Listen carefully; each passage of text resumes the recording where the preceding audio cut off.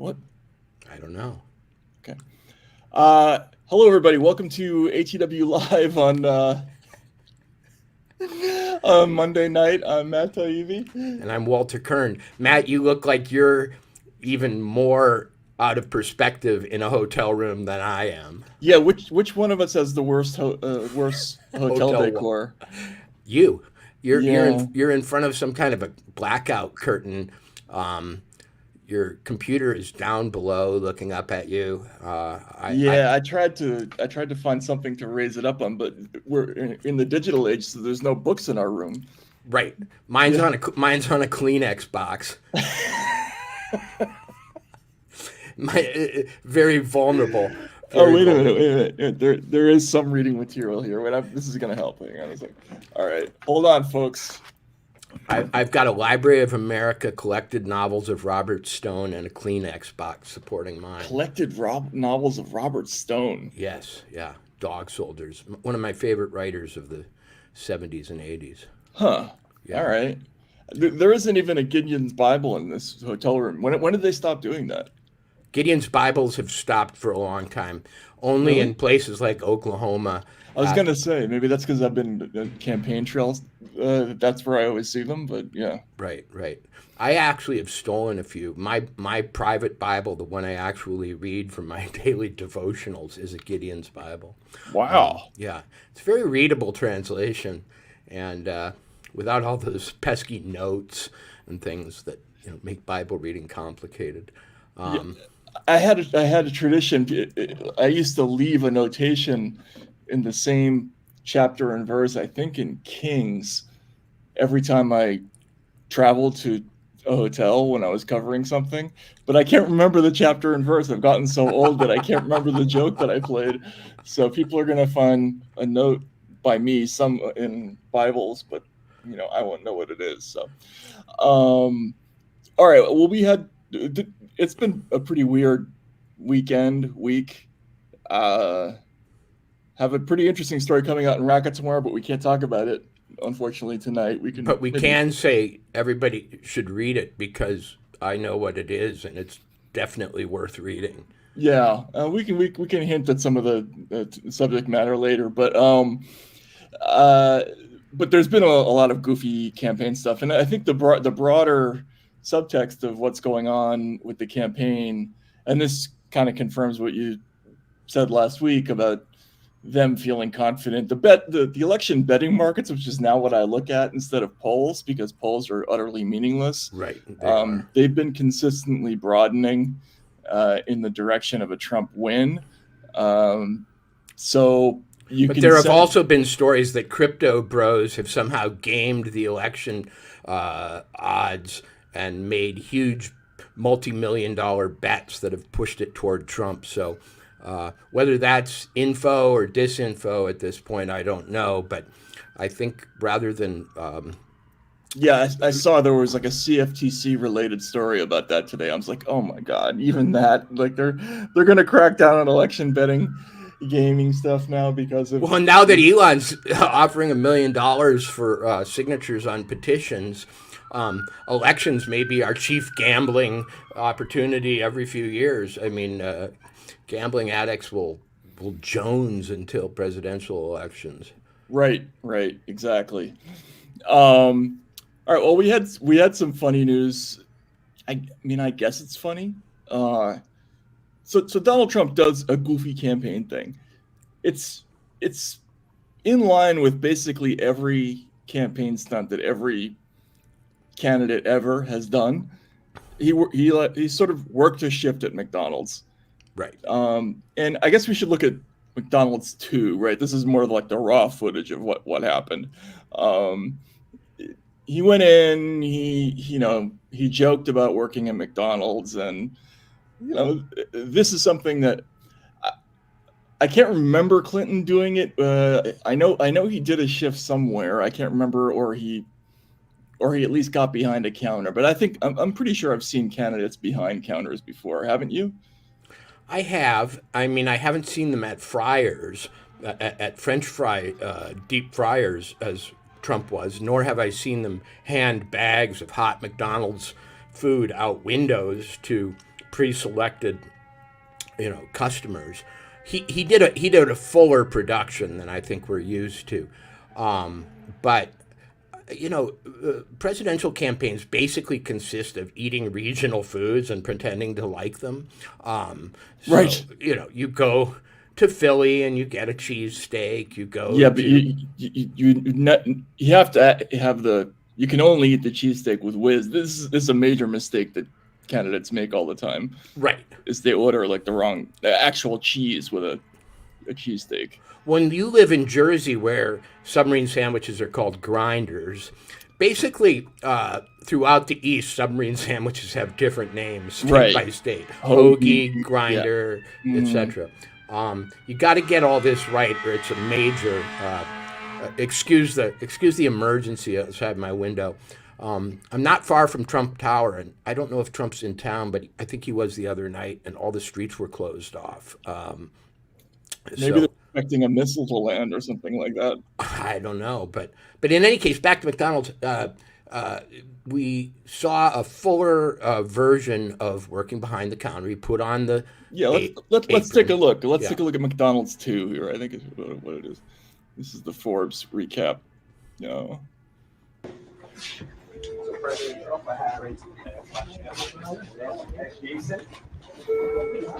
Jojo's going to teach you some fried food. I have to hand some food out, and this is Frank, who's going to be more than happy to help you teach fries. Let's do it. We're going to start over here on the fry house. I'm going to take the lead at first and show you the basics, and then I'll pass it over to you. All right? So, first thing we'll do. Don't you admire how cool a McDonald's employee is? He's not nervous. He's not shaking. I'd be afraid that he was going to spray oil everywhere, but he's, next to a former president, and he's just completely used to it. This is the age of the internet when nothing really impresses people. Yeah, exactly. Nobody gets freaked out of it, anything. Yeah. This is the plot of something like the Toxic Avenger waiting to happen, though, right? Like Trump would stumble in, or the guy would somehow get his face fried with Trump. Anyway, let's listen. Over here. Nice mustache. Beauty timer, we're going to press it, lift it out of the oil, give it a couple shakes, put it back into the oil. Okay? Same thing over here, timer, out of the oil, couple shakes, back into the oil. Somebody said, "Please no Rachel Maddow tonight." I'm not sure that we can indulge. Yeah, we're gonna have to. We're gonna have to. A lot of our orders today are going to be medium, so that's what we're focusing on. Check that out. Yeah. Sorry, we have to check in with Rachel, as painful as that is, because it connects to this, unfortunately. Right. That's really bad. That's pretty good, huh? Yeah. How long have you done this? 8 years. And you're very good at it, right? I appreciate that. But Trump's going to be just as good at it after 30 seconds of training. Right, yeah, exactly. The learning curve is real quick on fryers. Trump is already thinking, how can I replace this with a robot? When you're opening these cartons, you're going to push on the side, push that bottom part up, and that's that. And then we're going to hold them like this. I've had many of those. Probably, yeah. I've had many of those more than you. We don't want to squeeze too hard because then you're going to be kind of packing the fries in. We're going to make sure the fries. We put them in through that. Yep, exactly. We'll grab our fries too, and we'll put them in there. That'll be that. Also, when the fries come up, we're gonna give them a swirl. I mean, I'm interested in this. Have you worked in a fast food restaurant? I worked at a Friendly's. I was actually a breakfast cook at a Friendly's. You want to know a true story? When I was working at GQ magazine, I read that 1 out of 7 Americans' first job is at a McDonald's or a similar restaurant. So I decided I would do a story on what it's like to work at one.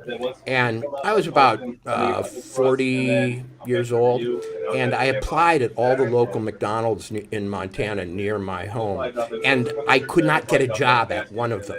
Wow. They would not hire me. Because you were too aged? Dude, and I dumbed down my resume, to be honest. I said things like, have baled hay on a ranch. I took my high school jobs, worked in a gas station and so on. And I wouldn't I couldn't get a job, and I finally asked somebody. I said, "Why won't McDonald's hire me?" And they said, "You are the exact age of the person that they won't hire because they think you're there to be around young people."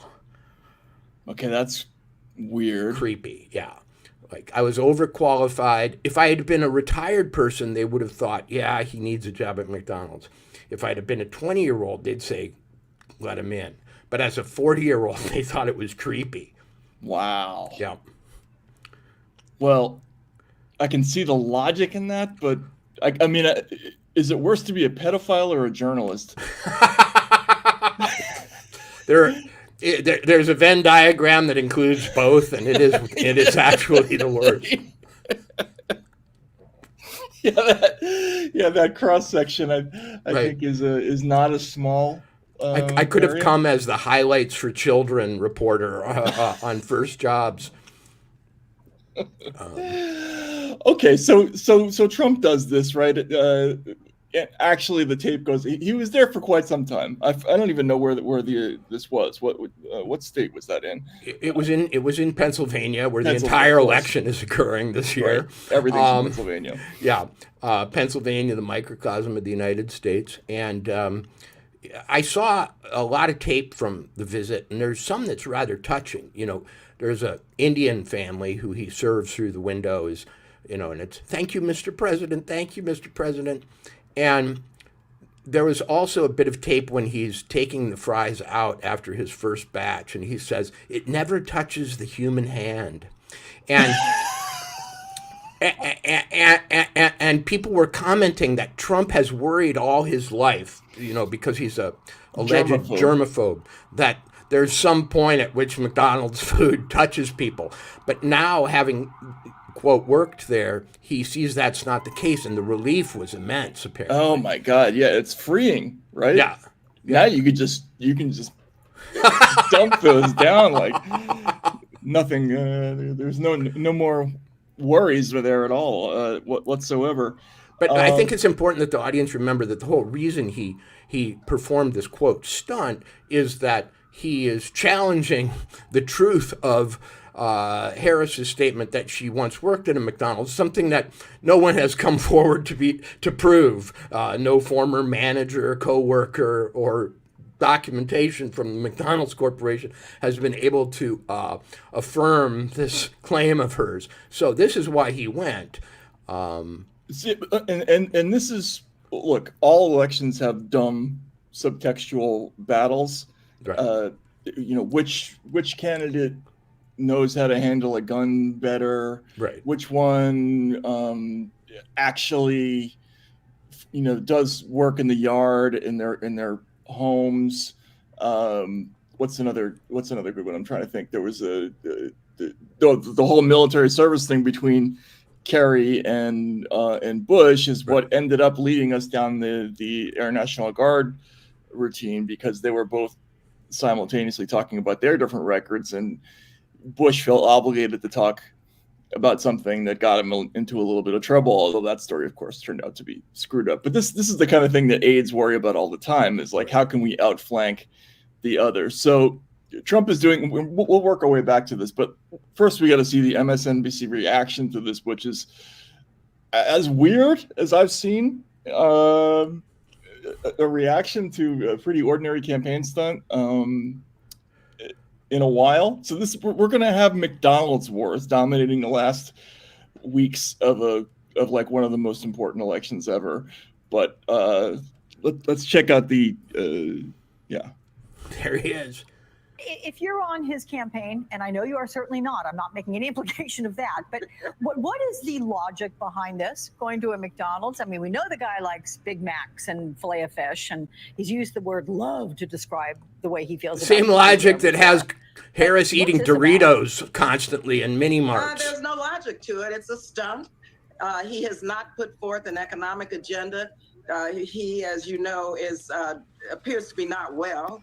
And he's engaged in some really bizarre types of activities during this campaign. He's so this not is just well. another one of those stunts that he will continue on through the campaign. And I think that we need to really focus on making sure that he is not elected, of course, because look at this. But also the Harris abomination about the economy, reducing the cost of living, reducing the cost of prescription drugs, reducing the cost of housing, and making life better for everyone. And that's what we have to focus on and make sure we get every voter to the polls and make sure that the voters vote for the future, not taking the country backwards, as you see what Donald Trump continues. Taking it backwards to what? French fries? To the French fries? For Kamala Harris and Tim Walz to be their next president and vice president. You know, Donald Trump. Okay, so well, I can tell you what the logic of him doing it is.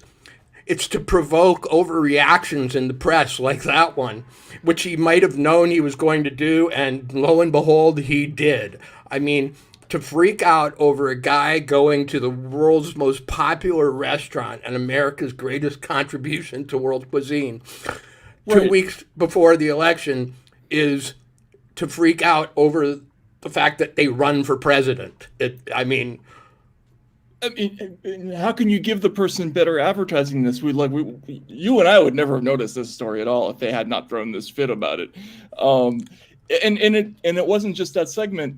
They did multiple written stories about the inappropriateness of this. If we could just call it, there was one where the headline is something like the difference between work and Trump staged McDonald's theatrics by Steve Bannon. Oh my Lord, they are winning. They are winning so many supporters for Trump at this point. I know. Humorless freak out. All he had to do was fry some French fries, and he got 48 hours of idiotic coverage from his enemies. He should go live at McDonald's for the next 2 weeks. If you scroll down a little bit, you'll see there's actually a link to another story by the sister network, by NBC. And the reporter, I think it's actually two reporters. It's Henry Gomez and somebody else. There it is. Wait, nope, a little higher. Hang on a second. A little farther up, I think. There should be an NBC News reported. There it is. See there? Oh yeah. Yeah. So they did another story. Trump's attempts to troll Harris by serving French fries at Pennsylvania McDonald's, and then it's another one of those, and continued to insist without evidence, casting doubt on Harris's service at McDonald's. Well, hasn't she insisted without evidence that she worked there? Yeah. Okay. And so we now this whole circle of stupidity requires that we go back to that interview that she did with Stephanie Ruhle, right, where they talked in code for some reason that you and I have already discussed, right, which had to be some legalistic thing, right? Exactly. Like, they never made a direct claim here. Let's watch carefully. Yeah, and this is an extremely weird interview that had to have been discussed off camera. There's just no way that this happens right extemporaneously, folks. Right. This is a thing that you have to talk about with the interviewee. Yeah. So let's let it rip if we can. So I just want to ask you yes or no. At any point in your life, have you served 2 all beef patties, special sauce, lettuce, cheese, pickles, onions on a sesame seed bun, working out of McDonald's? Yes or no? That's it. I have. Okay. Now the other job. But it was not a small job. Like, I did the fries. I mean, yes. Okay, I did the fries. Then let me ask about a big job. But to your point, if you don't mind, before you get to the big job, there's a part of the reason I even talk about having worked at McDonald's is because there are people who work at McDonald's in our country who are trying to raise a family. I worked there as a student. I was a kid. Right. Who worked there trying to raise families and pay so rent she does on that. say she was trying to And raise I think families. Part of the difference How between many me and my families was she opponent trying to raise as a kid? includes our perspective on the needs of the American people and what our responsibility then is to meet those needs. Okay, well, so what's good for the goose is good for the gander. If she points out that she worked at McDonald's in order to illuminate the plight of the working class, why can't Trump go work at McDonald's to do the same thing? Okay, okay. Why is it evidence of him being unwell to go do it, but for her to talk about it is some kind of proletarian breakthrough? Well, okay. So I mean, we'll get to the tone deafness. I mean, it's off the charts in so many ways, because all you're doing by putting on the uniform is saying, I don't mind putting on this uniform. I'm interested. All you have to do is go to the fry later and look interested. And which, by the way, in Trump's case, he actually is interested. He loves French fries, right? Like, that's who that dude is. But whatever. Yeah. So even worse than that, though, 8 days ago, Bill Clinton went to a McDonald's on Harris's behalf, and there was a semi-fiasco. Yeah, there's actually video on this. I didn't even realize that. Okay, let's take a look if we can. This turned into kind of a weird story because everybody was so stoked, but they apparently mistook Clinton for Biden when he showed up. But look, he's on the campaign trail. He's going to McDonald's. It's a normal campaign photo shoot thing, right? That you do. And anyway, can we see if there's any video with this? Yeah. Oh, you got to listen to an ad. Okay. So once again, there is this carve out for Trump. Only in his case is it evidence of mental decline to go to McDonald's. For everybody else, it's just a celebratory, show of solidarity with Americans. I mean, you've seen Primary Colors, right? I actually never saw it. You never saw it? Okay, No. So here we go.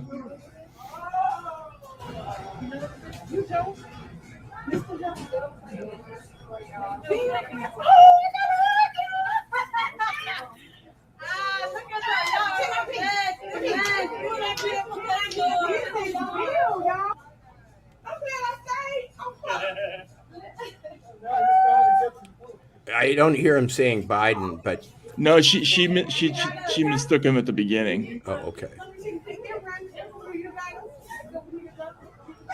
I mean, it's really no surprise that they don't know who he is. He hasn't Right. been around for a long time. It's been 24 years now? Right. And who has any kind of a memory past 6 weeks in this country? Right. 6 minutes, really, right? But look, it's a campaign stunt. The only reason I was going to bring up Primary Colors is because one of the key scenes in that movie, and in the book, famously written by Anonymous, who turned out to be Joe Klein. Do you know Joe Klein, by the way? You ever run into him? No, on I the know trail? who he is, but I've never met him.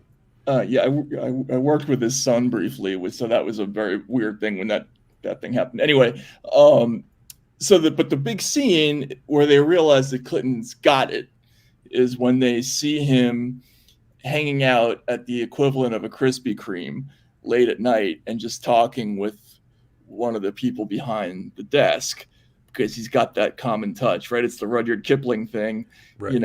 You walk with kings, but don't lose the common touch. That whole business, Right. and that's the big insight of that movie is that this is exactly the candidate we're looking for to peel off that little slice of the white working class that's going to get us over the hump and back into winning. This is where we were in the 90s with the Democrats.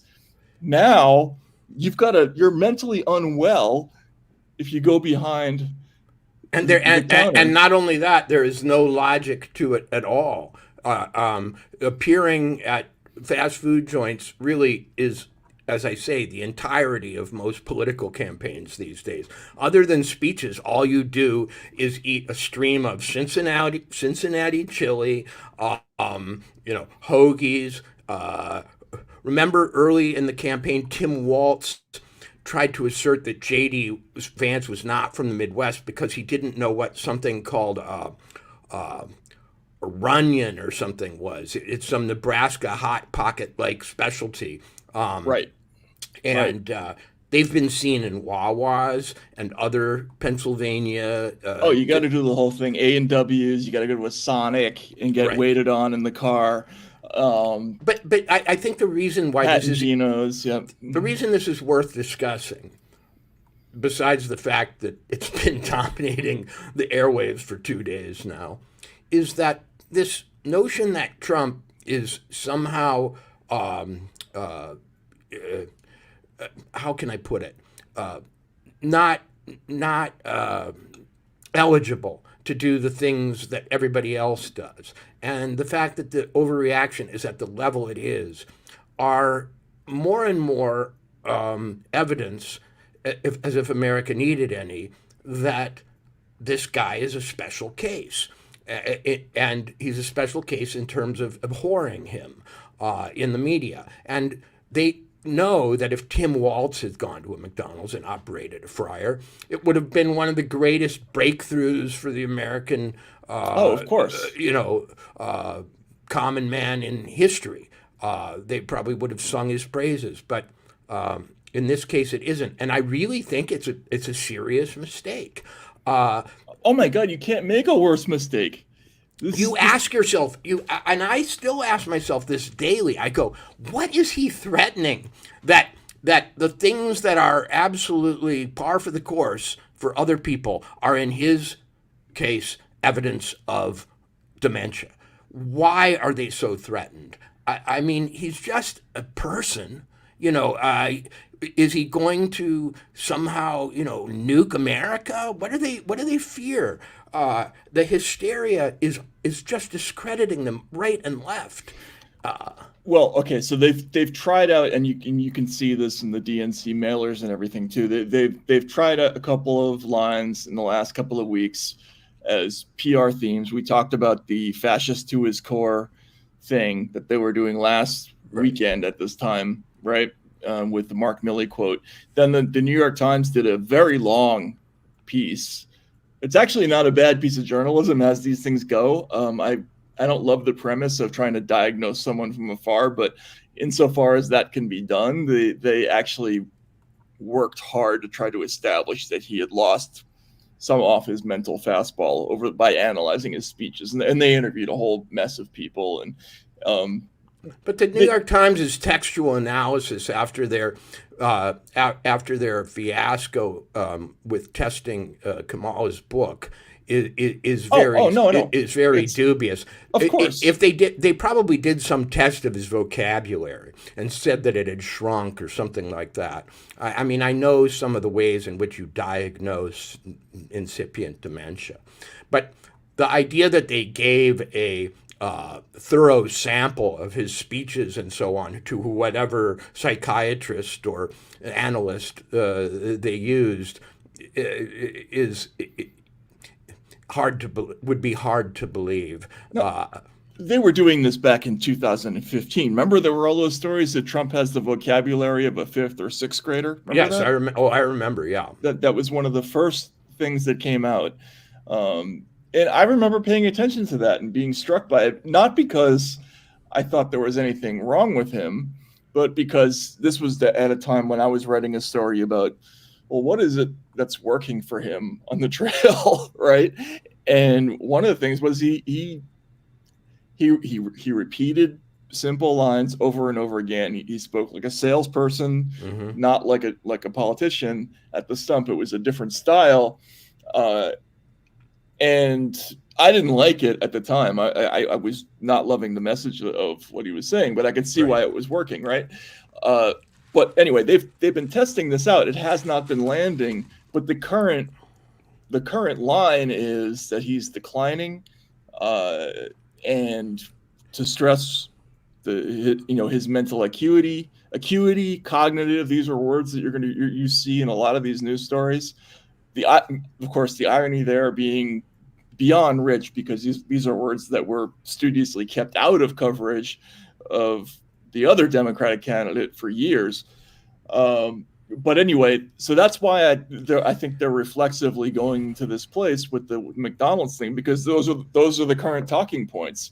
He's a fascist and he's declining, right? I mean, I call it as I see it. and I will do so in this case. To me, the Trump campaign over the last few months has been one of the most unbroken triumphs of performance art that I've ever seen. From they're eating the dogs, they're eating the cats, to going to McDonald's, and so on. It's been a pop culture sensation. Mostly due to the help he gets from internet meme geniuses who seem to be inordinately in his column. My God, we got to show at least one. Actually, well, while you're talking, I'm gonna find one of the new ones, which is just amazing. But go ahead. Yeah. And whether he has declined from whatever his alleged peak was, I don't know when they mark that peak. Was it 2019 or where? I don't know. But he's given almost endless long form interviews, which didn't really exist in 2016. Who went on podcasts for 2 frickin' hours or live Twitter In Springfield. Mm-hmm. or live Twitter forums and so on? People talk more in campaigns now, and the interviews go on longer than they ever have. And, our friend Michael Tracy often points out that they aren't often hard-hitting podcasts, but they're still extensive and long, and even if the questions are softball questions, they involve all sorts of, verbal ingenuity to answer. And also there's a logic to which types of podcasts he's going on. He's going on places where the other side wouldn't deign to go on, right? Right. And a lot of very bro-y kind of, the whole weave thing. Right. Which is being blasted all over talk radio, sports radio everywhere. So I would think that if you were an advisor of a president who was manifestly going downhill, you wouldn't send him out 2 hours at a time to talk to 30-year-olds. So that would be a risk not worth running, I would think. We're all going downhill, Matt. As we speak, everyone is getting older. No kidding. Except for those who are reaching their peak at wherever 23 or 28 it is thought to happen. Yeah. So the hell with you. Yeah, exactly. Exactly. So suggesting people are in decline doesn't cut a lot of, it doesn't mean a lot to me. Everybody's in decline after 27. Right. Yeah. No, the meme culture thing has been amazing. Like, because I wondered about the wisdom of they're eating the dogs, they're eating the cats thing. It's conventional wisdom that the debate hurt him. You disagreed from the start. I don't know, but the meme culture thing has clearly helped him because they're still doing it, and he's still the star of all these ridiculous. I mean, they're hilarious. Can we look at Cat 2? I think this one's relatively Matt, new. you still haven't gotten over it. You're such a serious guy. You're still delighted by this thing. I mean, I love this. The guy the one by the Kifness guy, the South African. That thing is hilarious. I wish I could be that guy. He just sits there with that anyway. But this one I think is relatively new. This stuff is just funny. They're eating the dogs. They're eating the cats. Eat the cat. Eat the cat. They're eating the dogs. They're eating the cats. Eat the cat. Eat the cat. They're eating the cats. They're eating the dogs. Eat the cat. Eat the cat. Eat the cat. Eat the cat. Eat the cat. Eat the cat. Eat the cat. Eat the cat. They're eating the dogs. They're eating the cats. Eat the cat. Eat the cat. Again. All right, let's try the other one. Let's try the other one. You're going to be laughing about this 6 years from now. I am, yeah. I don't think we covered this one before. We'll just show a few. This one is hilarious too. The music's a little bit better. In Springfield, they're eating the dogs. They're eating the cats. Eat the cat. Eat the cat. They're eating the dogs. They're eating the cats. Oh, we did hit this one. Yeah, I'm sorry. Okay. Anyway, This stuff Okay. is funny. I mean, it kind of, you remember like the old Songify Charlie Sheen thing? It's just, I don't love Charlie Sheen, but I listen to that. I love watching that video. So And there isn't a whole lot of like memeable Kamala stuff. I don't know. in every presidential campaign, or at least every other presidential campaign, some medium, whether it's radio back when, or then television with the Nixon Kennedy campaign and so on, or the beginning of social media with the Obama campaigns, is brought to the fore and said to be revolutionized by one or the other candidates. So the conventional wisdom is Kennedy beat Nixon because he mastered television and he didn't sweat freely during the debate. But go ahead, yeah. So it is legitimate to say that perhaps the difference in most presidential campaigns is mastery of the media form of that year. By that measure, I would say that Trump is far, far ahead, only because whether or not he is the director of the campaigns, his followers, in their mischievous nerdiness, seem willing to absolutely take his material and stretch it using AI and GarageBand and whatever other instrument they have into the funniest stuff they can do. But not even just his followers, though. There are people who I think are either indifferent to Trump or don't even really like him, who find him, who can't resist, who find him amusing. Right. And the question is whether the stiffs at places like MSNBC are appreciating properly the appeal that comes from, merrily, happily, and creatively using these forms. For some, this is beneath the president. But for others, it's delightful. Like people in my family who will go unnamed, who sit up in bed at night across from me, looking at these things and just laughing and saying, "Oh my God, can you believe this?" I mean, there's at least an hour every night in my house at which the latest memes, videos, songs, AI constructions are passed around. My wife already knows when I'm going to try to play one of these things for her, and she finds excuses to get up and go do a chore right at like a minute before I'm about to show her something. Right. So yeah. So the question is, are you repulsed, or are you amused in a way that causes you to have some affection for the person?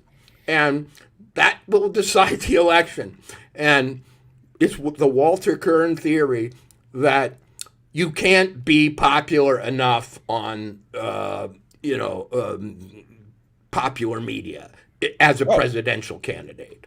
Whoever eclipses the other, just in terms of raw watchability, might have the advantage. So, by the way, George Bush was very, even like pre-meme culture, he was very good for pop culture jokes, everything. Like he was a good punchline, right? Hillary was not. Hillary hit the internet like, a wood plank every time. it was a disaster. And these things do matter. They shouldn't, but they do. So it's something to take into account. Maybe they should in a representative democracy. Maybe it is a point in your favor, and a real point, that you somehow have a pipeline to the psyche of the people you're supposed to represent. Yeah, I believe that's true. And look, my thesis about Trump has always been he's a sales creature. He picks up on what the audience demand is, and he just spouts it out. And that's why you'll hear him give contradictory positions on different topics, from crowd to crowd, because he's talking to different groups, right? Right. And that offends the sensibilities of traditional political observers, but it's politics. It's a way to do it. I don't know how legitimate it is, but I remember when Bill Clinton played the saxophone on late night television, and it was a thunderbolt from the future. Oh, a president has finally dropped his dignity and sort of caught up with the American spirit enough that he can get down on the sax late at night. And it got great reviews compared to Nixon's piano playing, which was quite good, actually, I would say. But anyway. Well, and so there is an incredible double standard, because I have seen people, as I say, from Clinton to, I don't know what Bush's stunts were. But the other thing I can't stand is the term campaign stunt. Everything's a stunt. Yeah, what a redundancy. I mean, running for president is a stunt. Yes. I mean, it may actually, being president may be a stunt for all we know. Exactly.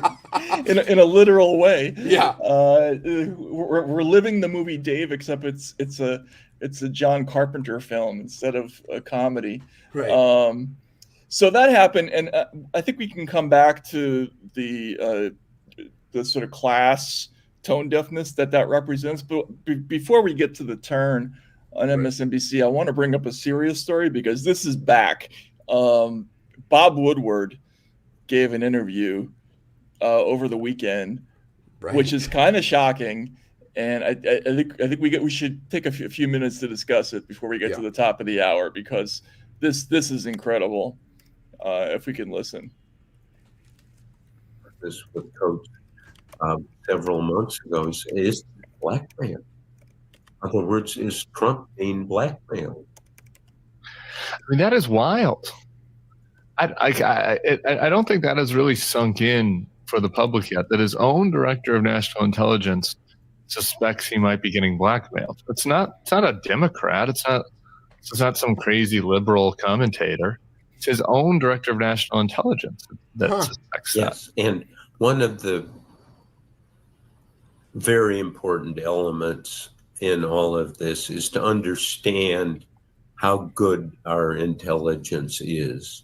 As I report in the book, at one point, the United States has a human source in the Kremlin that the electronic and technical intelligence, it's never perfect, but it's much greater. So when they get into seeing war plans, it's not something that's just partial. It's a complete laydown. Right. Okay. Do you have thoughts? I have a bunch, but go ahead if you have. Well, you didn't catch that 9/11 thing. Right. Yeah. Apart from that, that little thing. Yeah. The Ukraine, the progress of the Ukraine war, you seem to be wrong about. You're telling us every 5 days that Putin's dying of cancer or about to be, swept aside by some rival. You get that wrong constantly. But Trump being blackmailed? I've never heard that one before. Yeah. Was that not all of 2016 and 17 and 18 and 19?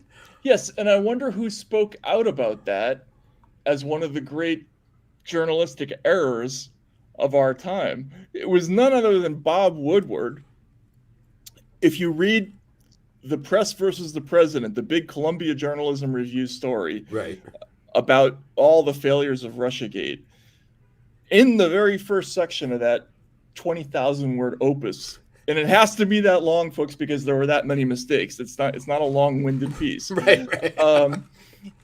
There is a long and detailed section where Woodward goes on the record talking about how he approached the Post about steering clear of basically the Steele dossier and all these stories that were coming out. This was early in the Russiagate phenomenon, and he told the paper that they had to walk down the long road of introspection. Remember, he described the Steele dossier. Imagine having a mind that could come up with that. Right. Yeah. I mean, it is funny when you think about it. But he said that the coverage of the Russia inquiry was, quote, not handled well. He described the Steele dossier as garbage. that story of the human source inside the Kremlin is the only remaining piece of the intelligence community assessment from 2016 that hasn't been totally thrown in the garbage. Steele was another piece of that. There was signals intelligence that didn't really.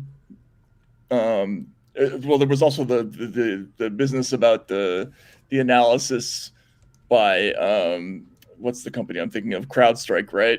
But the big thing that the whole thing really hung on was that one human source inside the Kremlin that supposedly only John Brennan knew of. And I think he may be referring to a different source now, but still, dude, he's not referring to anything. I'm going to bet you right now. He's referring to a ghost that they made up.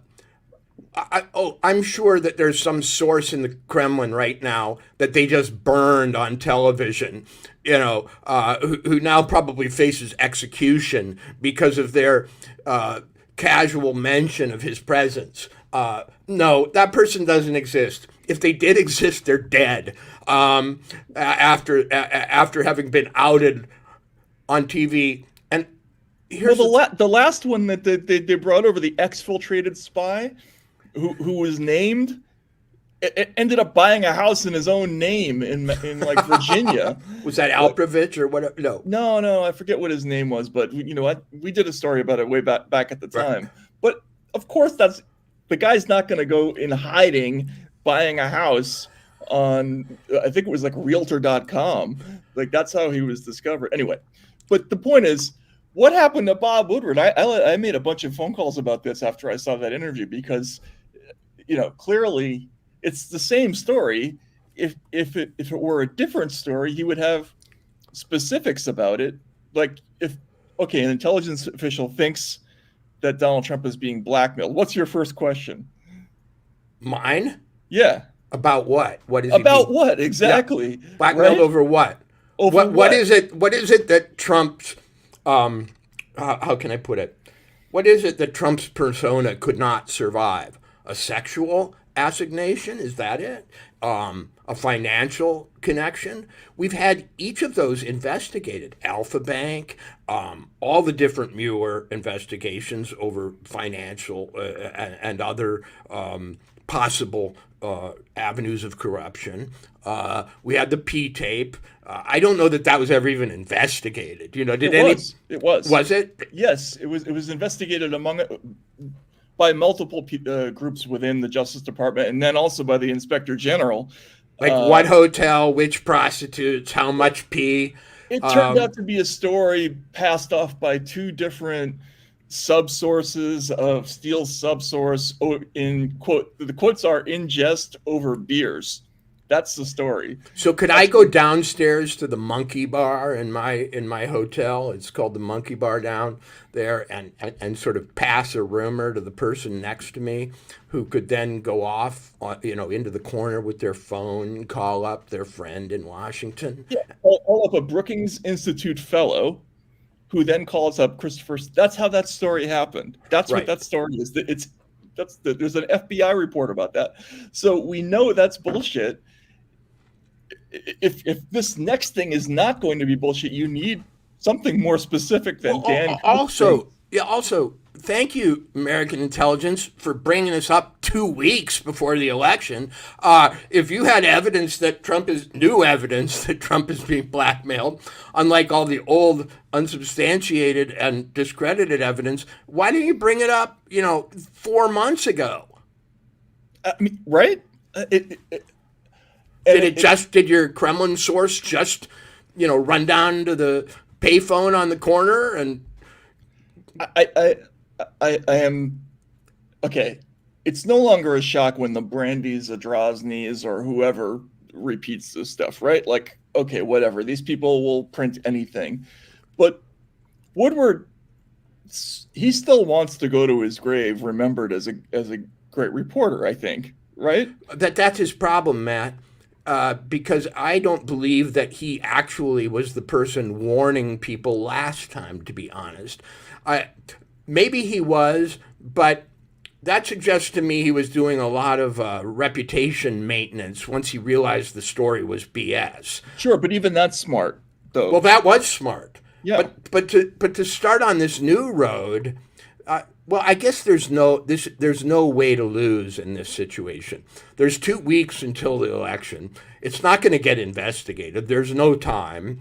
The charge is so abstract that he's just being blackmailed over who knows what, that it can't be investigated. You or I don't know who to call to find out. Exactly. That's why you can't do these things. If other reporters can't reproduce this shit in the lab, you can't just say it, right? Like the whole point, the whole reason the WMD story was bad was because you can't check, right? Like so Judy Miller does this thing. Oh my God, I was with this team. They said it was right over the hill, right? Like, and there were people who rewrote those stories and said, wow, there's convincing evidence that, it's going to be only 10 days before Saddam gets a bomb. You can't do that. That story is not doable. And then when they did this in 2015 and 2016, it wasn't like I didn't believe it, because I would have thought Trump guilty of a different kind of infraction if I thought of him guilty of anything, right? But you can't just say the CIA thinks this or the FBI thinks that, and then there's no follow-up question. Why do you think this? What do you think he's being blackmailed about? And when they did come up with the whole sexual blackmail thing, the P tape, okay, well, how do you know that? Where are you getting that from? Based on what, right? And when they didn't provide that, okay, it blows up in their face, and now we're going to do it again. I don't know. They're not going to do it again. This was a Hail Mary or some sort of last minute stunt is what it was. I mean, have you seen any further digging on this Trump blackmail story in any other outlet since this was floated? I saw a couple of rewrites, but there was no new reporting on it. Has anyone gone to Woodward for further details? No. I mean, this is all because the Woodward's new book is out, right? So they waited for voting to begin to breach or broach this story. Come on. Right. Matt, okay, CBS News still refusing to give up the transcript of their 60 Minutes interview that was allegedly and seemingly altered in the editing of the Harris interview. Okay. New York Times sends a subset of the samples of the alleged plagiarized sections of Harris's book to a plagiarism expert, who then has to come out to defend his own reputation, saying, I didn't get all the evidence. If I had, I would have said it was serious. Bob Woodward floats 2 weeks before an election the notion that Trump's being blackmailed. When he's got a book out. And by the way, he's always done that, by the way. He always drops something that's tantalizing. And he always has a book out right at this point.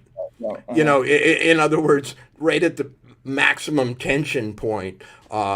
So I respect that, though, but go ahead. Well, yeah. I mean, your job is to sell books if you're an author. And but in any case, one after the other institution is using its last, hall pass to get at Donald Trump. Whether it's, the New York Times doing a psychobiography that shows he's demented, or this notion that he's being blackmailed, or, them doing favorable edits of Kamala. And what does this add up to? Absolute desperation. I mean, you do not burn your ticket and your credibility unless you feel that if you don't, it's going to be destruction. By the way, about that 60 Minutes story, which we spent a while on, I was so wigged out about that because I wondered where all the media watchdogs were on Right. that story, that I wrote to a bunch of them, and I got responses from 2 of them as of the end of last week. It kind of, I guess you would have to qualify it as an on background kind of a response, but let's put it this way. 2 mainstream non-right wing organizations did seek comment from CBS as to whether that was the answer to the question or whether it was the answer to a different question that they edited in, and did not receive answers. To pretty prestigious organizations. So CBS is stonewalling not just the likes of you and me, but they're stonewalling everyone. Stonewalling everyone. What's that about? And the worst thing, Matt, for their credibility, because they no longer get the benefit of the doubt. See, they used to get it, but now they don't. Now they get the benefit of the suspicion. And it is possible that this transcript would reveal that that wasn't the only question right they altered. In other words, it's the one they got caught at. It's the one that showed an apparent contradiction between 2 versions. But we could find out if somebody, smuggles this transcript to the press, that is the status quo for them. And I'm not saying it is, but they're holding it tightly. It suggests that they have downside beyond what they've been charged with. Yeah, I mean, the only reason I can think for not answering that question, maybe there are lawyers who don't want to release it for whatever reason. I can't think of why. But they have in the past released full transcripts of such interviews. Yes. So there is precedent for them doing it. In this case, one can only conjecture, or that there is a risk that we're not aware of for them. Yeah, I mean, I just don't get it. But the Woodward thing is amazing. I mean, he's got this new book out called, I think it's called War. Aren't all his books called War? Called War. But Matt, you got to understand too. These are all institutions of a certain age. Oh, okay, they're boomer institutions. Let's put it that way. And if they lose the White House and they lose the establishment and they lose the mandate of heaven in 2 weeks, there's no coming back. So it really is use it or lose it for a lot of these places. They're already almost dinosaurs, and they maybe have a few years left if they can, get back in with the powers that be. But if Trump wins, he might be right. It might be over for them. He was overly eager in his prediction that the New York Times would fail and this kind of thing. But at this point, should he come in and look like he's going to be there for 4 years, I don't see how Bob Woodward gets any further with his career, frankly. That's true, but I mean, look, maybe like dignity and your reputation doesn't, I guess in that circle, you're not going to get dinged for that. But this is what, so can I have it go on a tirade for a few minutes here? So back in 2016, when they first did this whole Trump is testing the norms of objectivity in journalism thing, and the campaign reporters were arguing with one another about this new approach, this new kind of moral, they didn't call it moral clarity at the time, but the idea was we had to be more oppositional. We had to take sides and everything. And I got in a argument with somebody in Iowa, actually not Iowa, I'm sorry, Wisconsin, near the end of the campaign. And my point was, like, there's a reason why you don't tie your can to politicians, because they suck. They will fuck up. Like, it's hard enough to keep our own reputations in this business as journalists. If you tie yours to a bunch of politicians who lie for a living, it's just going to bring the whole business down. Like, there's just no way of climbing back from this thing. That this exact situation is why you back off when things get really rough between the parties and just call balls and strikes and wait for it all to settle down, because somebody's going to lose. That's the whole point, right? And you want to have your dignity as the fourth estate still intact a little bit. And they just went completely the other way, and it's been disastrous, hasn't it? I don't know. Well, I mean, I don't know. Their dignity. They have the dignity of a Vegas showgirl who's 57 years old and has dated 17 mobsters in the last decade. I mean, Sonny Liston. Right. Where do you go to buy your dignity back if you're some of these people? Like I say, I think they're facing extinction. I think they're facing extinction. And that's why they're throwing it all at the wall here. That's why they have made a big deal about going to McDonald's, which used to be par for the course. Why they have, should we see the turn, by the way? Very cool. I have never been an insider at anything at all other than the Rachel Maddow show and my own family. Do you think she's going to talk about McDonald's? Quite an insider's group. I think people watching think you're very much an insider, telling them all of the things every time you have a show. Yeah, inside my own head, that's pretty much it. Dude, you're the people who knew about Trump's tax returns. You're now claiming you're not an insider?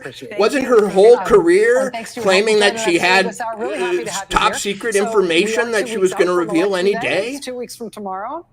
What? Well over 10 million Americans have already cast their ballots, myself included. It feels great to have voted. I highly recommend it. No feeling quite like it. But now we are getting close to the point where we are out of time for anything but voting. Whatever you want to be able to say you did in this year's election, whatever you want to be able to brag about someday in the future, whatever you want to say you're proud you did when your country needed you.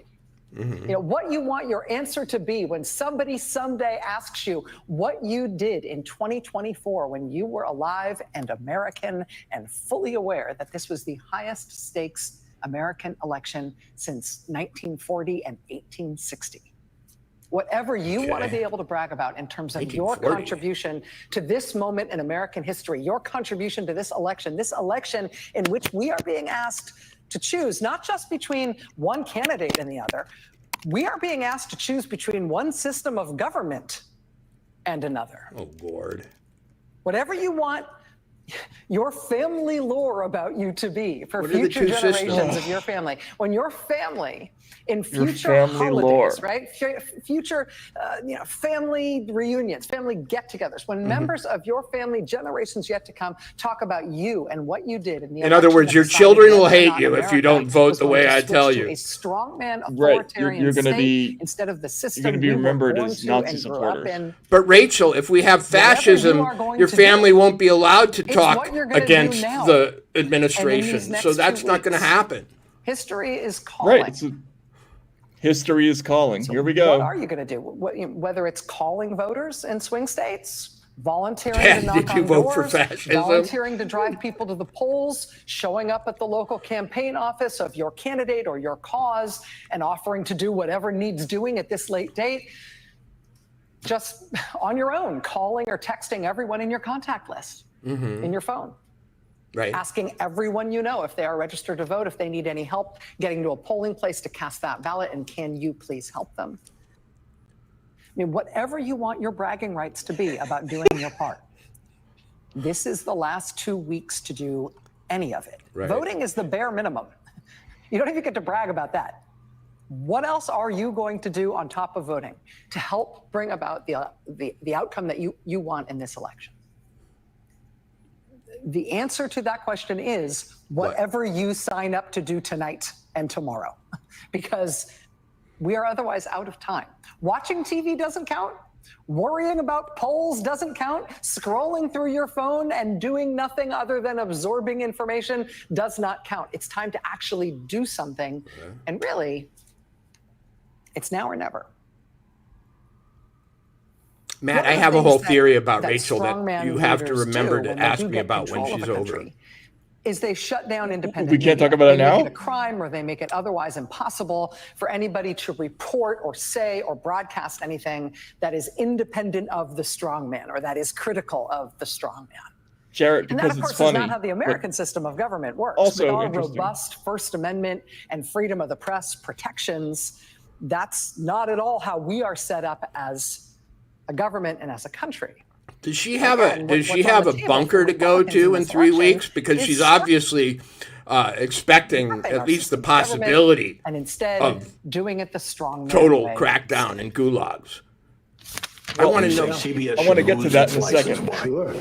Well, I've never seen anything like it. The head of the FCC says we would never yank a license because a politician didn't like his or her coverage. Well, this isn't a politician. This is nothing. Wait a minute. Now, what we're doing is we're going to subpoena their records for 60 minutes. No, Oh, I my think Lord. 60 minutes. I think it should be taken off the air, frankly.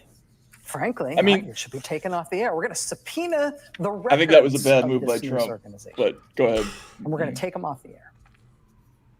This comes in the wake of that same candidate, Donald Trump, saying that ABC News should also have its broadcast license revoked. Oh God. And it comes in the wake of that same candidate saying that this network, MSNBC and NBC News, should have its broadcast license revoked. And it comes on the heels of him saying that the head of Facebook should be put in prison. And it comes on the heels of him saying, just you wait to see what he's going to do to the New York Times. Wait until you see what I'm going to do to them. This is not normal American stuff. This isn't American at all. Haven't This there been is calls to strongman, remove Fox authoritarian form of and government OAN stuff, which and all our these other? Constitution protects us from explicitly. Many of which have been removed. But he wants to get rid of No, all I mean that. they've been And he's removed saying from if you regular vote for him, cable he will get rid of lineups. all that. Yeah. They're now streaming services. Tonight, I'm really honored to say that we're going to be joined here in studio by the wife, the widow of Alexei Navalny. Oh Alexei God. Navalny is somebody Matt. that we have covered a lot here on this program. Navalny. After Alexei Navalny was locked up and then killed by Vladimir Putin's government in Russia, his wife Yulia has stepped up following her husband's death to herself lead the opposition to that country's strongman leader, to that country's dictator. She says she will defeat Vladimir Putin. She will step into her husband's shoes and lead the Russian opposition So it's Putin. against that dictator. It's back to Putin. Everything old no is small new feat again. in a country where every single person known to be in opposition to Putin has been killed or imprisoned or Was exiled. Navalny Her killed? husband was killed in February. well, now Putin has put out a warrant died in for prison. her arrest as well. But he wasn't killed. But she is here. I think you with could us here argue he tonight. was killed. I mean, We're gonna By speak being with imprisoned. Navalny Well, tonight about through the misuse. challenge It's of a little bit standing like in the- opposition and leading opposition efforts in a country where the independent media Sergey, has what's his been name? The one eliminated. they named the act after. I mean, what Trump is proposing to do here in worked for America to the Browder. media is what Putin, of course, has already done in Russia. Okay.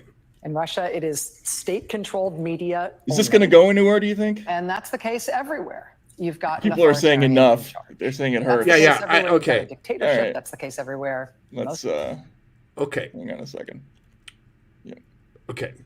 So Trump plays game theory. He's a tit for tat guy. He's a mutually assured destruction guy. When he is attacked, he attacks back, and often does it with equal ferocity. Because he does this, any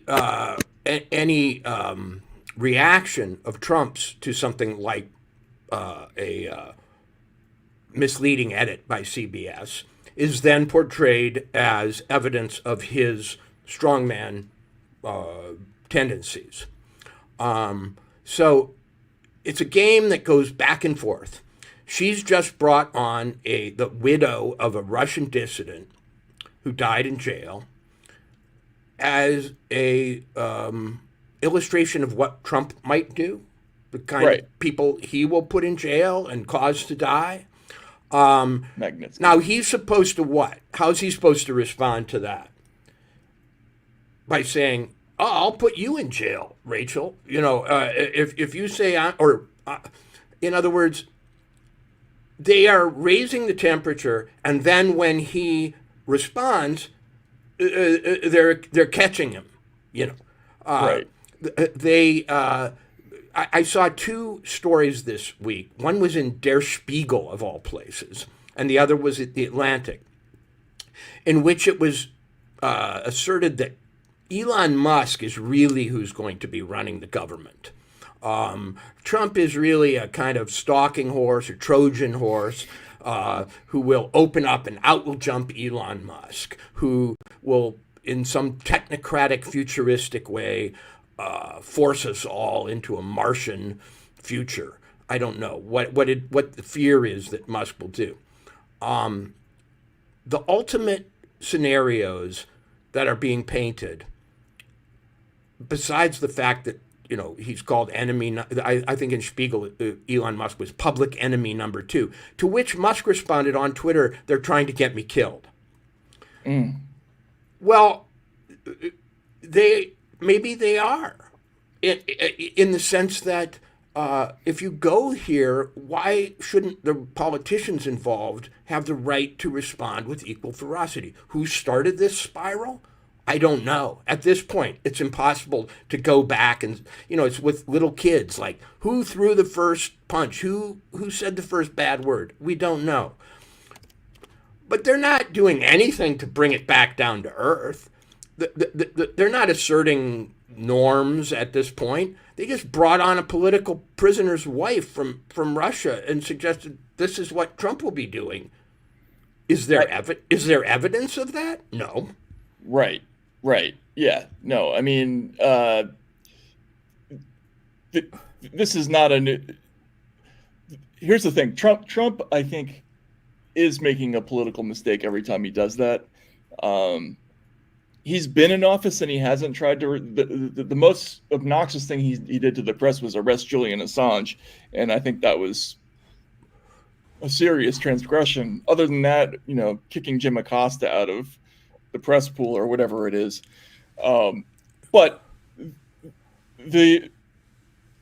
ever since the Trump got elected, we've seen repeated serious calls to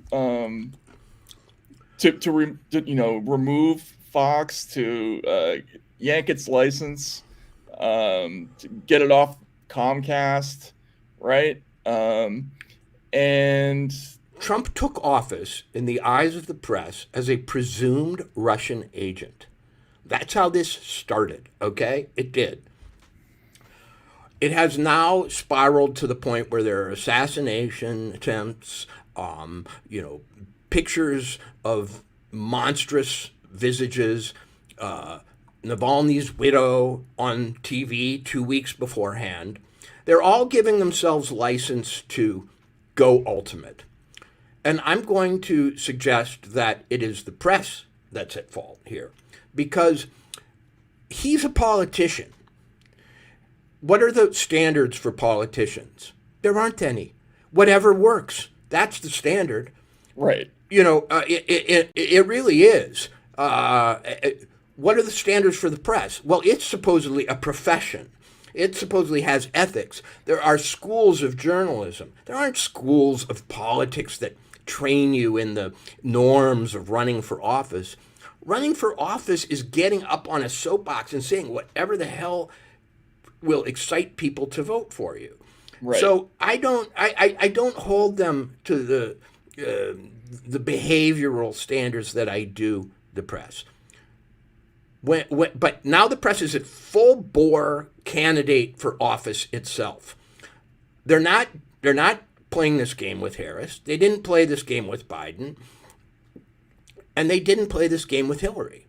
They've played it with one guy. And he's fighting back. And he won the presidency. And he may, according to the polls, win it again. So is their strategy really all that good? No, it's terrible if you ask me. Because if they really believe this guy is so outre and ridiculous and proto-fascist, their way of fighting him is not working. Yeah, and to respond to, we had one commenter there saying that they're turning up the temperature too much by calling out Trump's fascist rhetoric. That was the comment. No, this is the issue here is not what Trump said. It's the fact that this has been going on really since he started running. These extraordinary, extreme claims. First, that he needs to leave office, but then also that certain networks need to be taken off the air, off Comcast, off Facebook. Trump himself needs to be removed. I mean, this has been the constant pattern. If he had done anything like that while he was president, we know the Assange case. Okay, let's set that aside for a sec. If he had moved to take away the license of NBC or CBS, that would be one thing. But this has all been rhetoric so far. In 2017, in November, I did a panel with another journalist in Las Vegas, and it was called "Writing in the Age of Trump." He had barely been president 10 months, and it was already the age of Trump. Yeah. And the person next to me suggested in front of this big crowd that he was going to put journalists in camps presently. She expected it. This was a national journalist. She expected it any week now. And I looked at her and I said, unless you're the bravest person I've ever met, you don't believe this because that means you're saying goodbye to your family in a month. And are you really preparing for that? No, you aren't. What was the response? That I was beating up on her, that I was, crazy and whatever. And so I waited 6 months, a year, 2 years, 3 years, 4 years for those camps to open. They never did. The only thing that ever happened was Trump was combative with people in the White House, as far as I could tell. Now, again, we're being told that political prisoners from Russia have it good, maybe, compared to what's coming. She just told us that people are going to be judged by their children as to whether they allowed this fascist dictatorship to take hold. What in the world could be more ultimate than that rhetoric? And what is he supposed to do? Take it? I mean, I guess, right? Or stop being who he is, or drop out of the race, or whatever. I mean, Walter, I think this might be a good time to introduce the thing that we've kind of talked about sort of off the air, which is what are we really expecting on election day? It's not really an election. What's about to happen? It's a very good question, but I'm gonna make one more point. Mm-hmm. If it was only Donald Trump at which this rhetoric had been aimed, we might think that there was something about him. But now we've seen it turn toward Elon Musk as well. So, right. and we saw it turned earlier toward J.D. Vance.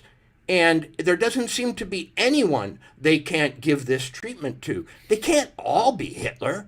I mean, this is the Hitler of the Month Club thing. Right. I mean, yeah. So I'm saying that the journalistic profession, which has standards, ethics, traditions, schools, and so on, has abrogated its own code, and the politicians' code doesn't really exist. Politicians will be punished by the people, okay? They won't be elected if they're thought to be outrageous or fascistic or repulsive. That's up to the people to decide. It is not up to the press to decide. It really isn't.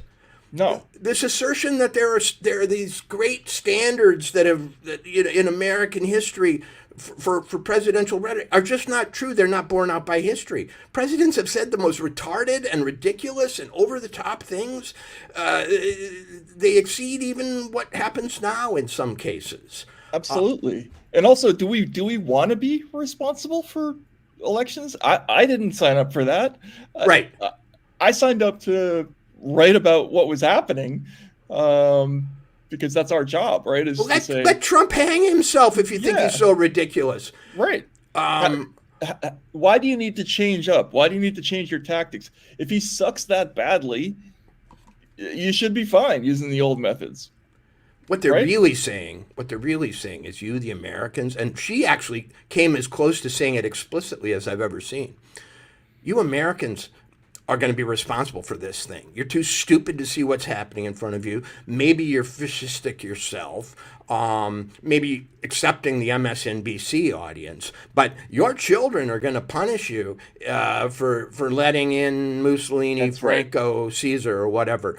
And that is what has not worked. Ultimately, it has been the condescension and the kind of viciousness of the media toward the American people that has brought us Donald Trump. Well, but and they could have stopped at any point, and they refused to. Somebody today said to me, or last night I was at a party and said, whenever I turn on the news, they're yelling at me. right, yeah. What is that? What that whole politicized thing, like, and the social pressure too. They really exult in this whole idea of, we're going to make it so socially unacceptable for you to have certain thoughts, or for you to have voted for a certain person or whatever, that you won't be able to face your own family. Like, Right. like I don't want to be getting in between families, right? Like, Is Rachel too? So I doubt she'll go off the air if Trump wins. I doubt that she'll stop making these ultimate predictions if Trump wins, because obviously she feels safer than she pretends she feels.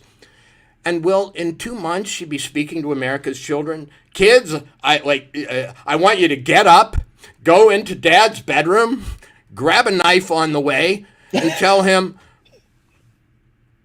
"You let us down." right, yeah. They're going to raise an army of, like, well, I don't know, little Pavlik Morozovs who are going to snitch out their parents for whatever. But no, it's ugly, and it's a role. It's like this whole thing with people coming up in J school now. They all want. I had an exchange with somebody on social media about this.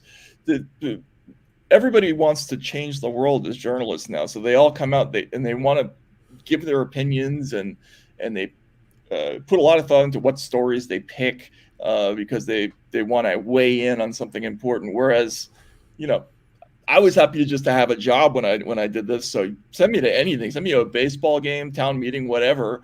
Right. The whole point is to do it, get a couple of quotes, go home, and sleep well at night. I don't want to be like influencing, getting in the middle of people's thought process. It's just giving people some tidbits on their way to work. That's what a newspaper was. That's why people enjoyed reading the newspaper, because it wasn't this big, heavy lift every time. And now everything is so politicized. It's like such a drag. But it's not just politicized, it's amplified. Okay, here's working at McDonald's for 5 minutes as a campaign stunt. And here's the rhetoric that came from the press about it. He's unwell, he's falling apart, and so on. That differential is true of everything right now. And if Trump can get them to betray themselves and be that hysterical, why wouldn't he?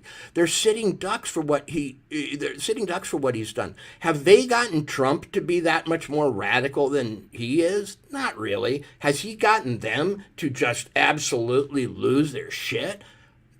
Consistently. Yes, and you can see the progression where they're dragging people like Woodward.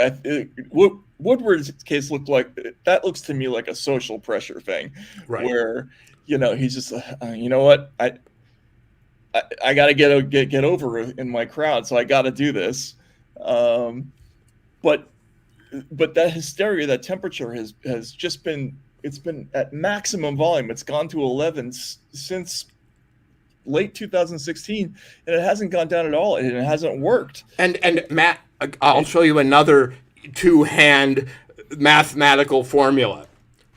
Raising the fascist level against Trump in terms of rhetoric. Trump's poll numbers. Oh, yeah. Oh, I know. Okay. So by their own measurement of trying to save America from this strongman future, if what they're doing is happening in a ratio to his poll numbers going up, maybe they should try the other thing to save us. Save us by toning it down. Yeah, Save being us a little more chill, you would think. by right? restoring your own honor, by reminding us of what supposed normalcy is, because you're going to outrage us right into Caesarism, and you will have and it will be you who the children will hate. Right? Yeah, that seems appropriate to me. And to that point, you brought this one up. This was a interview of Brad Raffensperger, the Georgia Secretary of State, by Margaret Brennan, I think over the weekend, right? And this is they've been amping this up a lot across media. This whole don't expect a result. You know, they keep widening the time horizon, Right. and the story gets progressively more and more ridiculous. And I don't know. Let's listen. As I understand it, nearly all votes cast in this upcoming election will be recorded on paper. Last night, Absolutely. 100% will be.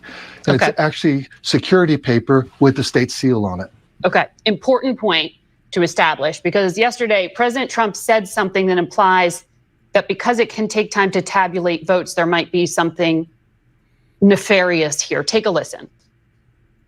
They spend all this money on machines, and then they announce, we expect to have the results like 7 days after the election. If you had paper ballots, you get them at 10 o'clock. France went to paper because what we did didn't work.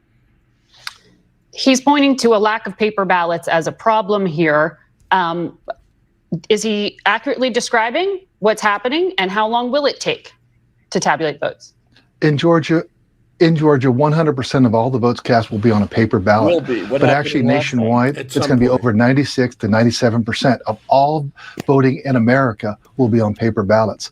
But we also just put into law this year with SB 189 that all early votes and all early accepted ballots, they all will have to have their results reported by 8 p.m. That's 70, maybe even 75% of all the vote totals will be reported no later than 8 p.m. on election night. Won't take 7 days to tabulate votes, as he said? Absolutely not. What we will be waiting for is the overseas ballots that come in no later than Friday. And so those will then be the final numbers. And we'll just see if that makes a difference in the total vote totals. I understand we're very competitive. And that's why we've done everything since day one to make sure we have fast, accurate, and secure elections. So, like, how long are we What? supposed to? Yeah. How is that a fast, accurate, and safe election if we have to? On Friday, we'll be getting those overseas ballots, and he didn't predict how long it will take to count them. Come in no later than Friday. Right. What? Haven't I been watching story after story about how we shouldn't expect immediate results in Pennsylvania? I mean, wait a second, what? Maybe it's not my fault that I think that it might take a long time, because I think you've been running stories now over and over about not being impatient.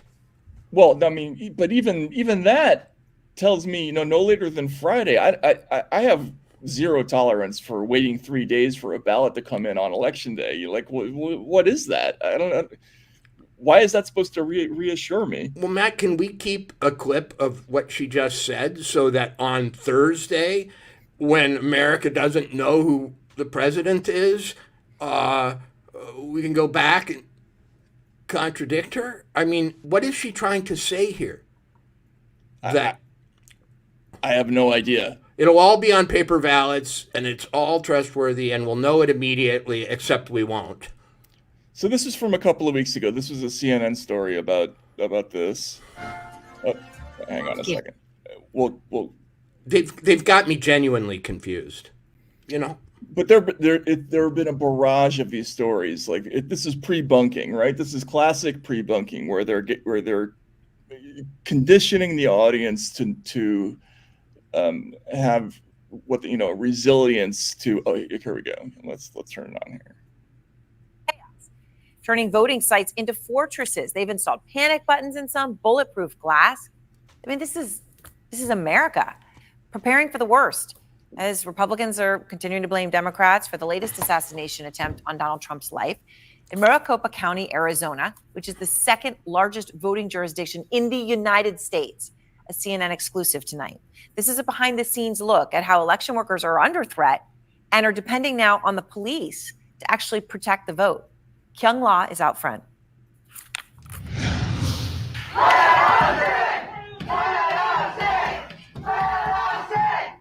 People were coming up these stairs, and there was a real concern. This story, it begins with a thing about the threats, but it ends up being a story about the. This was the scene outside the Maricopa County Elections Department. Well, so now I know what's going to happen on election night, by the way. You asked the question, and I now know. There are a number of people out there who have been seen with long guns, with automatic, semi-automatic rifles, because this is an open carry state.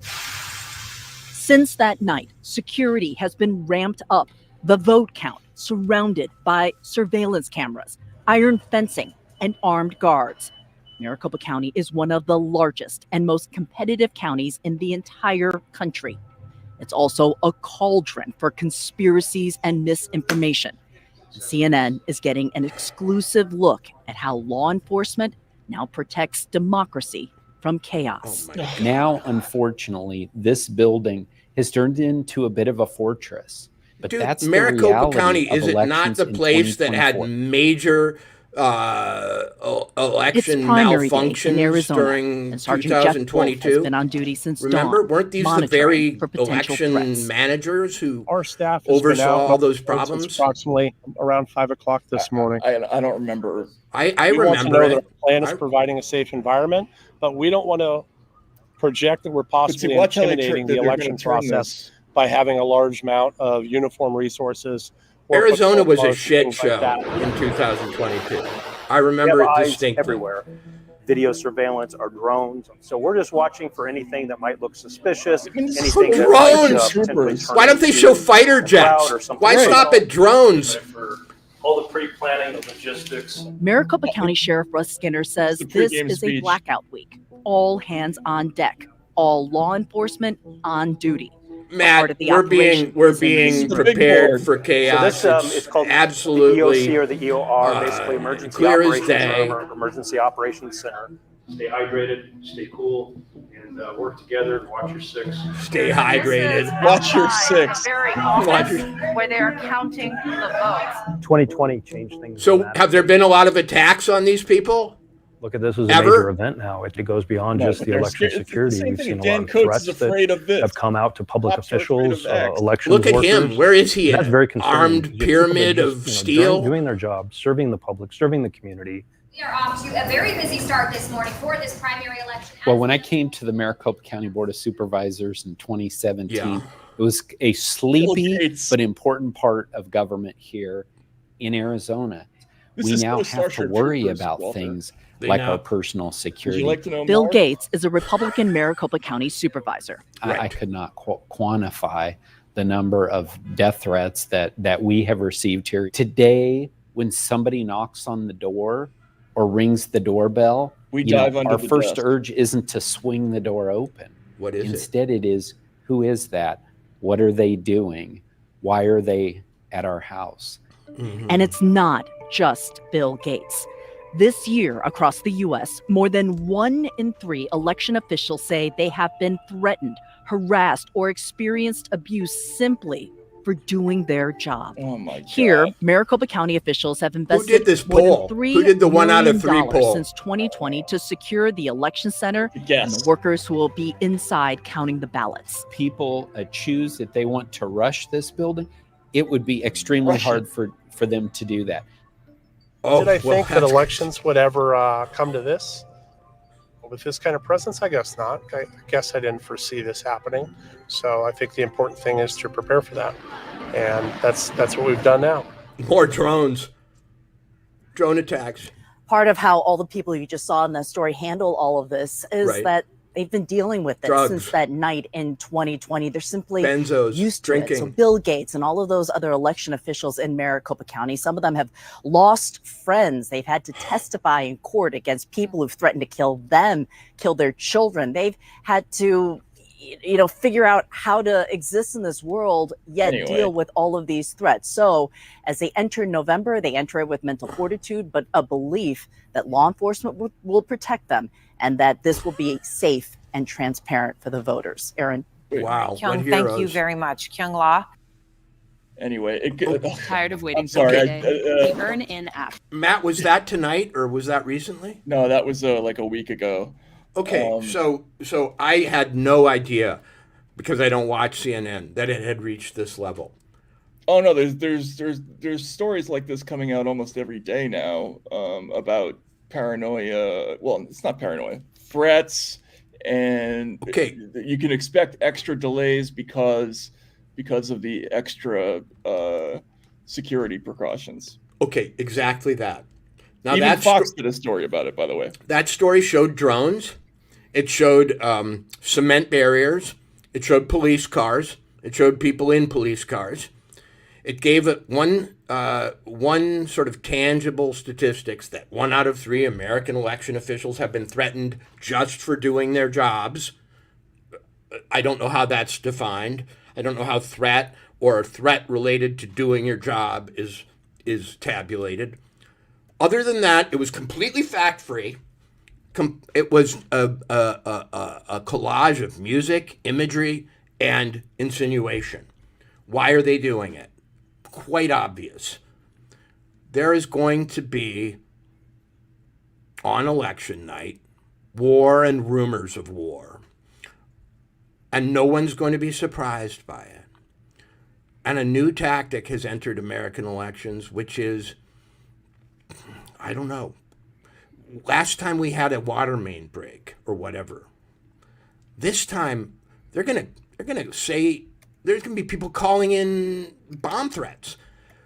Who will they be? Will they be related to elections? Will they be real citizens? Will they be people gaming the system? Will they be foreigners? I don't know. But they just gave an open call in a way for chaos. So that's what's going to happen.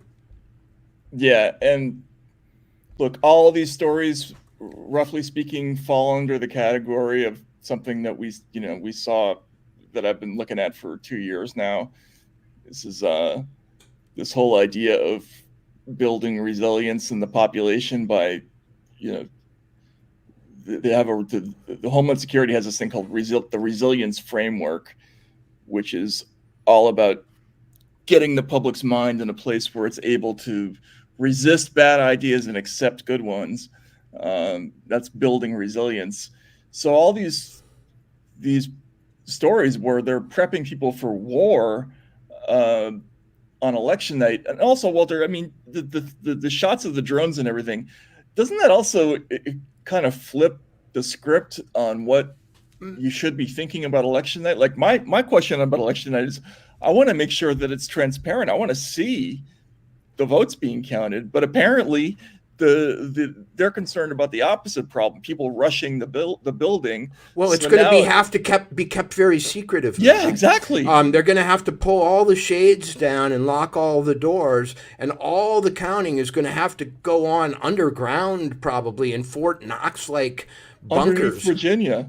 Because what were they suggesting with those drones? Were those law enforcement drones, or were those enemy drones perhaps carrying payloads? No, I think those were law enforcement drones, don't you think? So those drones are doing what? Surveilling the territory in case people with, truck bombs are coming? In other words, they're militarizing the election. That's what I just saw. And maybe there's no threat that will require them to fight or to take measures, but they're militarizing the election, and they're saying it's one side's fault. Yeah, right. And the tone is designed to make you despise that the cauldron of misinformation and those who might be knocking at your door, and you have to watch your six because the enemy is out there. They're militarizing voting, right? Yeah. And look, not to make this, in this case, Matt's favorite movies, but I got to show this because it's just it's so much like the commercials from Starship Troopers, which have exactly the same tone. Remember this? Hang on a sec.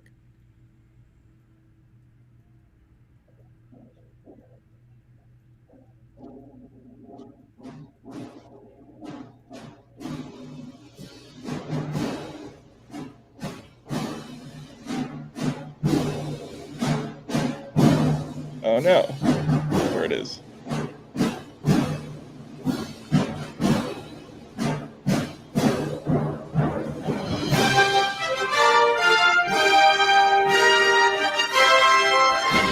Young people from all over the globe are joining up to fight for the future. I'm doing my part. I'm doing my part. I'm doing my part. I'm doing my part too. They're doing their part. Are you? Join the mobile infantry and save the world. Service guarantees citizenship. I mean, isn't that it? The Bill Gates, he's doing his part, isn't he? Well, so if they really were afraid of all these threats and these terroristic events, why would they be telegraphing it? In other words, what's the use of making everybody scared to death beforehand? It's obvious. You don't do that if you expect real problems. You stealthily put in your countermeasures. You don't advertise it. Or maybe you say something sort of neutral. We're going to have security at all these places. But you don't put together this big farrago of drone shots and cops and, people talking about strangers coming to the door, unless you are trying to prepare people for something that you expect. That's right.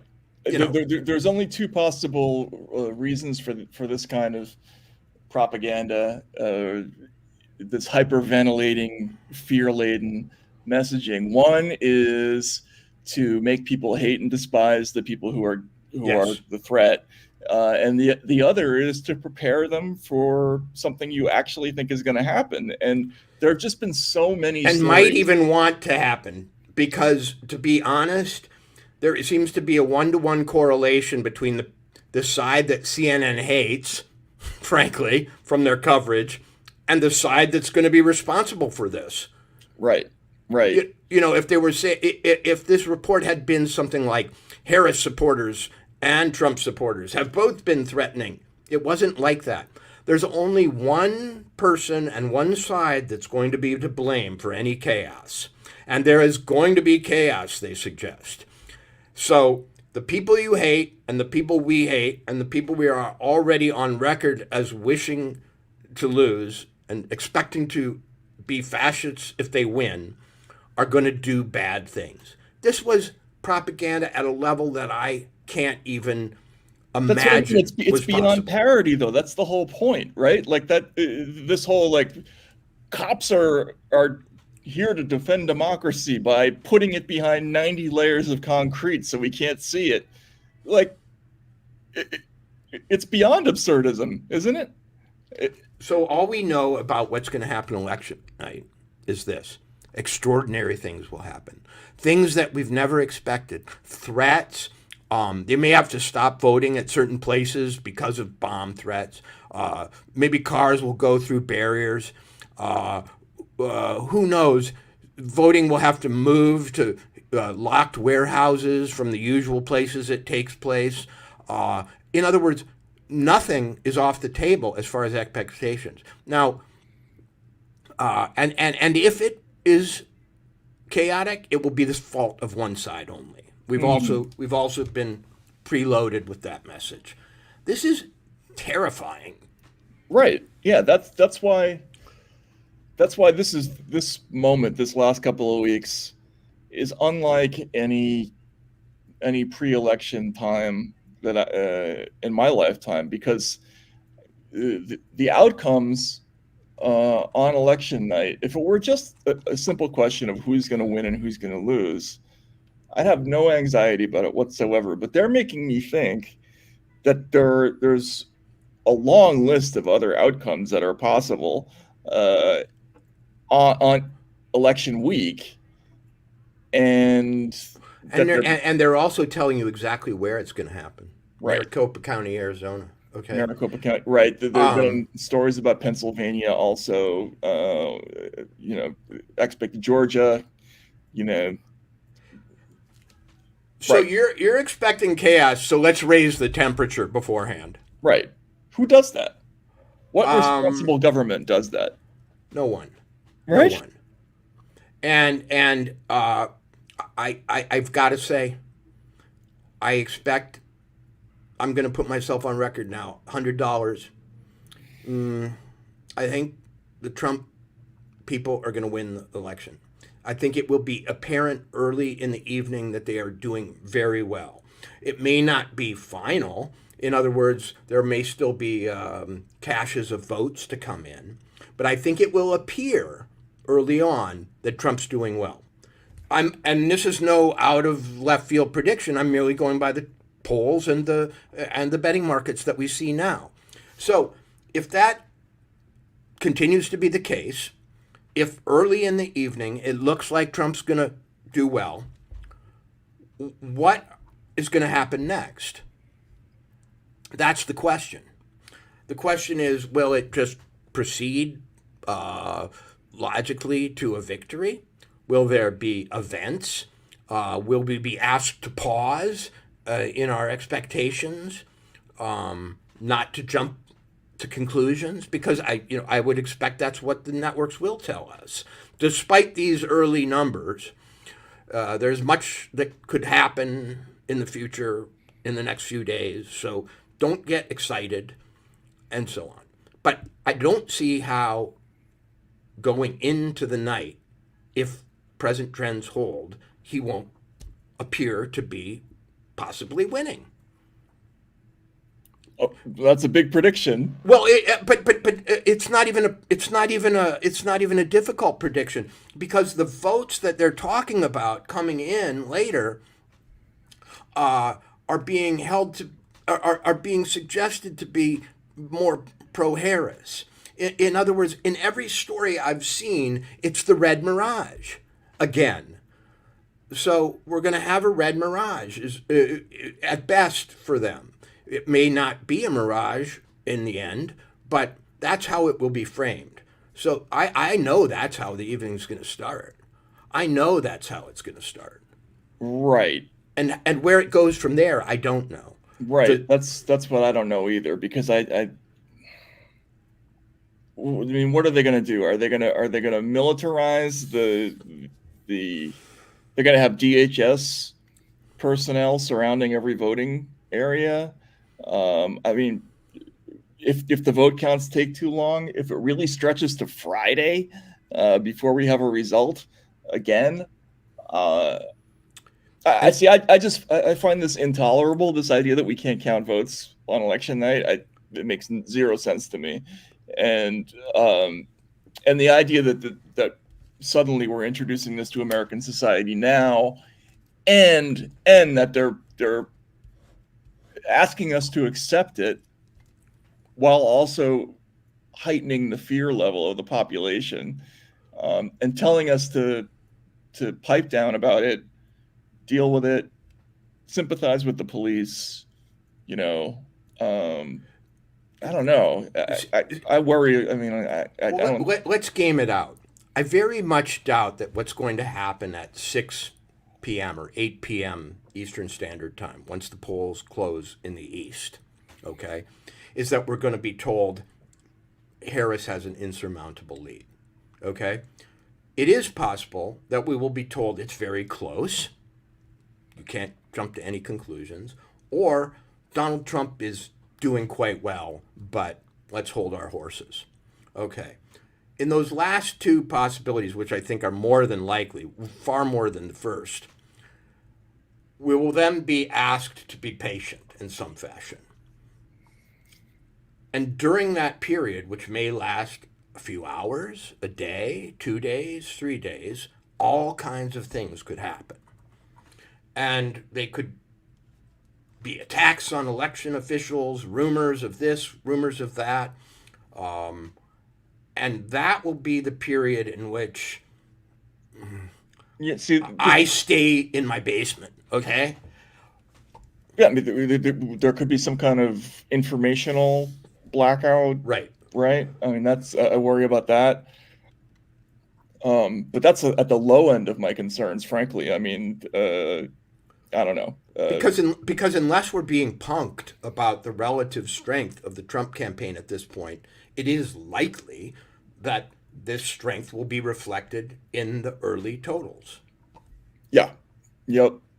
And then there will be dissatisfaction when it starts rolling the other way, when these other votes from wherever start coming in, right? These votes from overseas. If the later votes tend to be breaking hard one way or another, even. I mean, if they break hard for Trump, all hell will break loose too. Yeah, that's true too. Yeah. I don't know. I'm not sure what I'm saying. I just think that we're headed for a confrontation that it goes beyond just merely counting the votes at this point. But there is another possibility, and I won't discount this based on my reporting. There may be a solid victory for the Trump side. In other words, if you're going to think about it, he's probably less likely in his support to be vocal to pollsters, okay?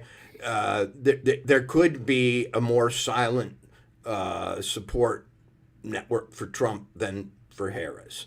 And if he seems to be doing extremely well early on, that's going to be even stranger, because how are they going to get America to simmer down over what will look to Trump supporters like a possible landslide?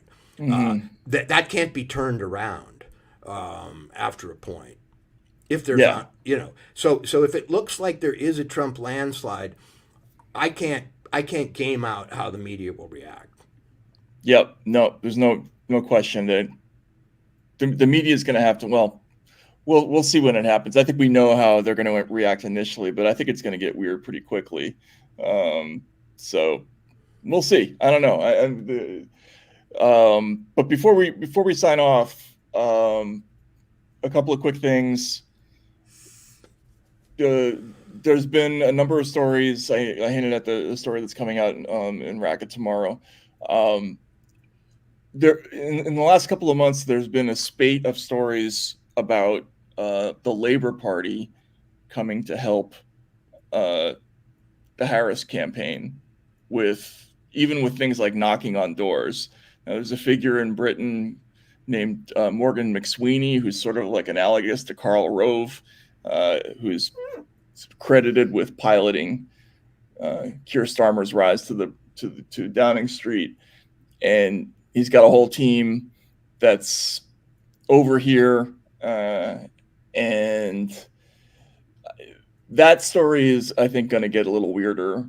We have something that's kind of tangentially related to that, but the idea that Britain is sending large numbers of political advisors to help the Harris campaign is just another weird element to an already historically weird election,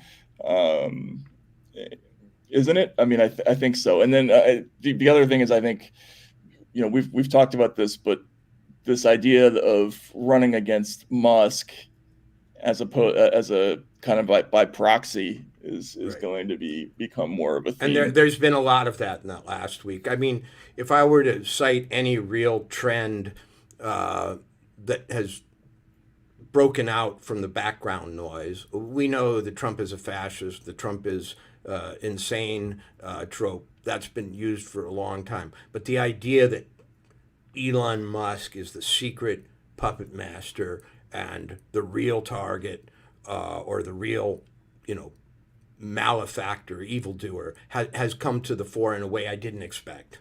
Yeah. But of course he has campaigned far more conspicuously than I expected to. So he No, put himself absolutely. in the crosshairs. Yeah, and he's spending enormous amounts of money, and he's meddled with content on this platform even, right? So there are complaints about this that I think come from a legitimate place, especially as if you concede that what happened in 2020 was also untoward. Although this doesn't have the FBI element that story had, but still, I think at this point, running against Musk is going to become a popular last minute strategy, because what else can you throw at Donald Trump? He's been a public figure for so long, and Vance, it's just not sticking with Vance, is it? I don't think. No, I mean, Vance has emerged as a competent, very adept debater who's not as awful as they suggested, as the Democrats suggested, and who probably, I think, since the debate has been a net plus for Trump, whereas before he might have been a slight negative because their attacks on him were kind of going unanswered in some ways. But my sense of it right now is this, that short of what looks like a strong Harris showing that can't be turned around on election night, we're either going to have a close call or a Trump, what looks like a Trump victory possibly. And in those cases, we will also have chaos. Yeah. Mike, I would probably bet the same $100 with you on this one, even though I have a tendency to fall for the propaganda on these things. But I've talked to too many people who would otherwise be inclined to not vote for Trump or to sit it out, who are now openly talking about it. And that's interesting, I think. My outside bet is that it'll do very well, and we'll all wake up shocked that we thought it was as close as it was going to be. I mean, I have better sources on the Trump side than I do on the Harris side. I'll confess that outright. Me too. Yeah. And so I don't really know what they're saying or what their line is, but of course I don't really need to know, because their line is evident in every network broadcast. So.